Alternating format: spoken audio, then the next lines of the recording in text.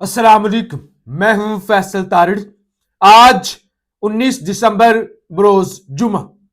बड़ी खबरें हैं, खासतौर पे अदालतें एक दफा फिर से इन एक्शन हैं। इस वक्त जब मैं रिकॉर्डिंग कर रहा हूं तो 1 बजे का वक्त है। 2 बजे 9 मई के मुकदमे का फैसला सुनाया जाएगा, जिसके अंदर 33 मुल्जमान हैं, 41 गवाहों के बयानात कलम बंद किए गए हैं और पुलिस ने मुकदमे का चालान जमा करवाया। GOR गेट, वहां पे तोड़ फोड़ का यह मुकदमा था और इसमें आज 33 के करीब मुल्जमान को, मरकजी क़यादत को सजा सुनाई जा सकती है। सजा के पैटर्न का आपको पता है, 10 साल, 12 साल, 15 साल, इसी तरह की सजाएं पिछले 5-10 सजाएं जो हुई हैं मुख्तलिफ केस के अंदर, वो सुनाई गई हैं। तो इस तरह का एक और फैसला आज आ सकता है। लिहाजा जो इस वीडियो के अंदर हमने बात करनी है, बांग्लादेश के हालात खराब हो गए हैं और बहुत ज्यादा खराब हो गए हैं। आग लगाई जा रही है, लोग दोबारा सड़कों पर हैं। आज से 1 साल पहले आपने देखा था ना, वो शेख हसीना वाजिद भाग गई थी भारत और दुनिया का कोई मुल्क भी उन्हें एक्सेप्ट करने के लिए तैयार नहीं था। और फिर वो यूनुस साहब आए, उसके बाद इलेक्शन का, अभी अगले साल इलेक्शन वहां पे होने जा रहे हैं।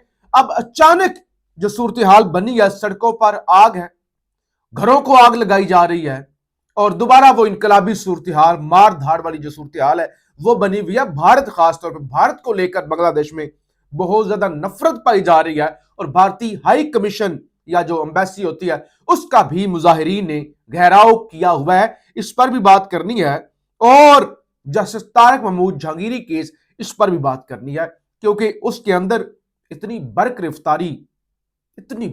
रफ्तारी से जनाब फैसले पर अमल दरामद हुआ है ना। एक तरफ वो मखसूस सीटों वाला केस था ना, आपने देखा था, जस्टिस अमीनुद्दीन ने कहा था गैर आईनी फैसला अमल दरामद की जरूरत ही नहीं है, और 1 साल से कम, गालबन 8-10 महीने थे, फैसले पर अमल दरामद नहीं हुआ था। अब तारिक जहांगीरी वाले मामले में क्या हुआ है, इस सवाल से बात करनी है। आपसे गुजारिश है, इस यूट्यूब चैनल को जरूर सब्सक्राइब करें, वीडियो को लाइक करें, शेयर करें और कॉमेंट्स जरूर किया। अच्छा जी, जस्टिस तारिक महमूद जहांगीरी के साथ जो हुआ, मुझे वजाहत करने की जरूरत नहीं है। पाकिस्तान का बच्चा जानता है, जो भी इस मुल्क में इंसाफ की बात करेगा, फिर चाहे वो कोई सियासतदान हो, कोई जज हो, कोई सहाफी हो, कोई आम बंदा हो, उसका जीना इस मुल्क के अंदर मुश्किल होगा, उसके लिए मुश्किलात होंगी, उसकी जबानबंदी होगी। अच्छा, इंसार अब्बासी साहब ने आज एक खबर लगाई है। कहते हैं बाखबर जराए ने दी न्यूज को बताया है कि जस्टिस तारिक महमूद जहांगीरी आइंदा माह के अवाइल में रिटायर होने का इरादा रखते थे ताकि बाद अज रिटायरमेंट पेंशन के फवायद हासिल कर सके। लंबी चौड़ी खबर है, मैं मुख्तसर आपको बता देता हूं। इंसार अब्बासी साहब फरमा रहे हैं कि 5 साल की मुद्दत होनी चाहिए किसी भी जज को पेंशन लेने के लिए, यानी वो 5 साल की नौकरी करके अगर वो इस्तीफा दे दे, नौकरी छोड़ दे, तो वो पेंशन जो लाखों रुपए में होती है और बाकी जो फवायद होते हैं वो उसको मिल सकते हैं। कहते हैं जस्टिस तारिक महमूद जहांगीरी की 5 साल की मुद्दत होनी थी 31 दिसंबर 2025 को, और वो इरादा रखते थे कि वो जनवरी के अंदर इस्तीफा दे देंगे। इस हवाले से उन्होंने पैगाम और बातचीत उनकी आजम नजीर तारिड़ के साथ भी हो गई थी और वो इरादा रखते थे और बार के मुख्तलिफ लोगों ने उनको ओहदा छोड़ने पर राजी कर लिया था और ये कहा था कि आप ओहदा छोड़े, पोस्ट डेटेड इस्तीफा दें। और कुछ वो कहते हैं इस तरह की भी अफवाहें थी कि उन्होंने ऑलरेडी पोस्ट डेटेड इस्तीफा जनवरी के महीने का भिजवा दिया हुआ है आजम नजीर तारिड़ को, और उसके बावजूद ये सब कुछ उनके साथ हो गया। देखिए, ये इंसार अब्बासी साहब बारीक वारदात डाल रहे हैं, इसमें कोई शक नहीं। उनको कहा गया, जहांगीरी साहब को कहा गया हटाते नहीं है, इस्तीफा दे दें, सुकून के साथ आपको पेंशन मिलेगी। जाहिर है जरूरियात होती है, नहीं होती जरूरियात, आप लोग, मैं, हर बंदे की जरूरियात है। बिजली के बिल देने हैं, घरों के किराए देने हैं, बेशुमार मसाइल। और भाई भूखे बैठ के इनकलाब नहीं आते। अब सारा दिन आप कहो मुझे या कोई आप कि भाई इनकलाब, सारा दिन सच बोलो, इनकलाब की बातें करो। अच्छा, तो ये भी तो खाली पेट तो नहीं हो सकती, रोजगार भी एक अलग मामला है। तो जस्टिस साहब भी बच्चे पालने हैं, घर चलाना है, जरूरियात तो है, उनको कहा गया। लेकिन ये इंसार अब्बासी साहब वारदात डाल के ان کی جو ایفرٹ ہے, ان کی جو عظیم قربانی ہے, اس کو ضائع کرنے کی کوشش کر رہے ہیں. اچھا, اگر جسٹس طارق محمود جہانگیری صاحب نے اس طرح کا کوئی فائدہ ہی حاصل کرنا ہوتا تو وہ 2 نمبری کرتے نا, ہو سکتا ہے آج چیف جسٹس بنے ہوتے. اور اگر انہوں نے اس طرح کے فائدے لینے تھے تو انہوں نے کیس لڑنے کا فیصلہ کیوں کیا؟ 3 وکلا انہوں نے کھڑے کی, کل ہم نے آپ کو بتایا تھا, پرسوں شاید, اور کل آپ کو اسلام آباد ہائی کورٹ سے رپورٹ بھی کیا تھا. تو اس طرح کے لوگ کسی کی بھی ایفرٹ کو ضائع کرنے کے لیے کہ وہ جی استعفیٰ دینے کا ارادہ رکھتے تھے, اگر وہ ارادہ رکھتے ہوتے, اگر وہ ہاتھ ملا لیتے تو پھر ان کو ضرورت ہی نہیں تھی استعفے دینے کی. یہاں تو وکیل 1 مہینہ پہلے وکیل جج بنے, مہینے کے اندر اسلام آباد ہائی کورٹ میں آئے, بچے نے گاڑی پہ 2 نوجوان لڑکیوں کو کچل دیا اور 4 دن کے بعد صلح ہو گئی. 1 دن بھی, 1 گھنٹے کے لیے بچہ جو ہے, جس آصف کا بیٹا ابو ذر, جیل نہیں گیا.